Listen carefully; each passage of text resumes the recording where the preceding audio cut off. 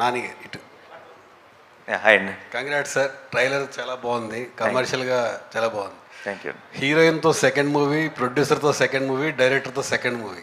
మేము లాస్ట్ మీ 4 years నుంచి మీ కెరియర్ చూస్తే ఎవ్రీ ఇయర్ 2 movies వస్తూ ఉన్నాయి, కానీ 20 year మాత్రం ఒకటే మూవీ, ఒక్క మూవీతోటి ఆగిపోతుంది. మీతో సినిమా చేయడం కాదు, దిల్రాజు గారు, దాని గారు సంవత్సరం 2 సినిమాలు దిగారు. మీరు కూడా అంత డేట్ లేవు గారు. ఈ సంవత్సరం ఒక్క సినిమాని చేయడానికి కారణం ఏంటంటే, నేను ప్రతి సంవత్సరం 2 సినిమాలు చేస్తానంటే ఈ సంవత్సరం కూడా చేశాను. రిలీజ్ ఒకటే అవుతుంది అంతే. ఎందుకంటే డిసెంబర్లో హాయ్ నాన్న రిలీజ్ అవటం వల్ల మధ్యలో వచ్చి ఇది పడింది. అండ్ ఇయర్ ఎండ్ దాటిన తర్వాత వచ్చే ఇయర్లో మళ్ళీ బిగినింగ్లో ఇంకో సినిమా రిలీజ్ ఉంటుంది. సో చేయటం 2 సినిమాలే, బట్ అప్పుడప్పుడు ఆ టైమింగ్ వల్ల కుదరకపోవచ్చు, ఒక సినిమానే రిలీజ్ అవ్వచ్చు. అంటే థియేటర్స్కి రావట్లేదు ఆడియన్స్ అని రాజు గారు అడుగుతున్నారు. గ్యారంటీ. ఫ్యామిలీ హీరో సంవత్సరం 2 కదా 3 సినిమాలు చేస్తేనే ఎక్కువ మంది థియేటర్కి వచ్చే అవకాశం ఉంటుంది. ఓటీటీ దగ్గర మీరు కూడా ఒక్కొక్కటి రిలీజ్ చేస్తూ ఉంటే ఇబ్బంది ఎక్కువ అవుతుంది. నా సైడ్ నుంచి 2 ప్రామిస్ అండి ప్రతి ఇయర్. రాంబాబు గారు, మారుతాయమ్మా మారుతాయి, ఆ రోజులు కూడా వస్తున్నాయి, మారుతాయి, మారాలి, రావాలని ప్రొడ్యూసర్స్ అందరు రియలైజ్ అయ్యారు. మా అందరికీ ఏం తప్పు చేసాము, ఎక్కడ దెబ్బ పడుతుంది, ఆలోచనలు స్టార్ట్ అయ్యాయి. షార్ట్లీ మళ్ళీ జనాలు థియేటర్లోనే సినిమాలు చూస్తారు. Thank you. నానిగారు ఇక్కడ. నానిగారు అంటే సౌత్ ఇండస్ట్రీ అనేది చాలా పీక్ స్టేజ్లో ఉంది, అద్భుతమైన కంటెంట్ సినిమాలు మనం చేస్తూ ఉన్నాం. బట్ కానీ నార్త్ ఎందుకు ఒక చిన్న చూపు అనేది మన హీరోల మీద కానీ, ఇంత పెద్ద హిట్లు ఇస్తున్నా సరే ఎప్పటికప్పుడు అవకాశం ఉన్నప్పుడల్లా ఒక చిన్న చూపు చూపిస్తున్నారు. లేటెస్ట్గా ప్రభాస్ గారి మీద ఒక ఎవరో ఏదో మాట్లాడుతూనే ఉంటారమ్మా.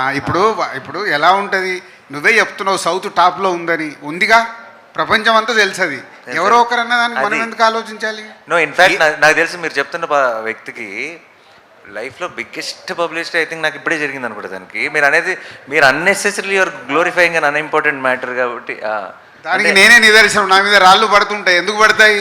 పనులు ఉన్నాయంట నా దగ్గర, పడతాయి. సో ఇది కూడా అంతే. ప్రభాస్ అంటేనే కదా వాళ్ళు హైలైట్ అయ్యేది. సార్ నాని గారు, సార్ ఇక్కడ సార్ బ్రోచేవారు ఎవరా అంటే సుందరానికి ఇప్పుడు కట్ చేస్తే సరిపోదా శనివారం. ఆ డైరెక్టర్ నుంచి ఇటువంటి ట్రైలర్ రావడం ఎక్స్పెక్ట్ చేయాలి. ఫస్ట్ ఆఫ్ ఆల్ దిల్రాజు గారు కూడా చెప్పడం, first of all Vivekatreya surprise చేశాడు. ఫస్ట్ సరిపోదా శనివారం లైన్ చెప్పినప్పుడు వివేకాత్రేయ నుంచి ఇటువంటి కంటెంట్ మీరు ఎక్స్పెక్ట్ చేశారా? లేకపోతే సరిపోదా శనివారం టైటిల్ విన్నప్పుడు న్యాచురల్గా అక్కడ దూరం సరిపోదా శనివారం ఏంటి టైటిల్ అన్నట్టుగా అనిపించింది.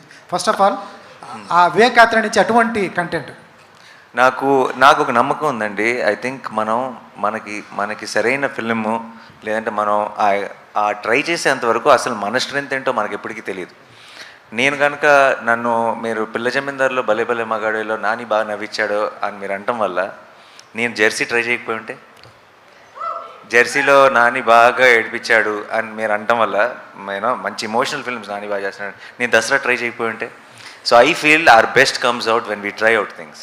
మన నమ్మకం ఓకే, అందరికీ ఇంకా మన మీద ఒక నమ్మకం ఉంది, డెఫినెట్గా ఇది పుల్ చేస్తారు. అది కంఫర్ట్ జోన్. అది దాని నుంచి బయటికి వెళ్ళకపోతే మన కొత్త స్ట్రెంత్ ఏంటన్నది మనం ఎప్పటికీ తెలుసుకోలేము. అండ్ నాకు ఇంత మంచి స్క్రీన్ ప్లే రైటర్, ఇప్పుడు ప్రాబ్లం ఏమవుతుంది, చాలాసార్లు యాక్షన్ ఫిల్మ్స్ సింగిల్ దాంతో వెళ్ళిపోతాయి. ఏంటంటే ఒక మంచోడు ఉన్నాడు, ఒక చెడ్డోడు ఉన్నాడు, చెడ్డోడు ఏదో ప్రాబ్లం క్రియేట్ చేశాడు, మంచోడు వెళ్ళి సాల్వ్ చేశాడు, సింగిల్గా వెళ్తుంది. ఐడియా ఇదే, లైన్ ఇదే, కానీ నెరేటివ్ కూడా అలాగే ఉంటుంది.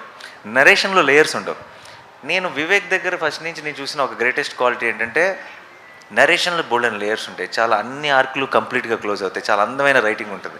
బ్రోచెవరెవరైనా అంటే సుందరానికైనా నాకు అనిపించింది ఒక యాక్షన్ ఫిల్మ్కి ఈ లేయర్లు కలిస్తే ఎంత అందంగా ఉంటుంది. Because that's an experience we never experienced on big screen. So ఆ నమ్మకంతో నేను ఇది బాగుంటుంది అనిపించింది తన ఐడియా చెప్పినప్పుడు. అండ్ దెన్ ఈరోజు ఐ థింక్ 29th మీ అందరికీ కూడా అదే అనిపించబోతుందని నమ్మకం ఉంది.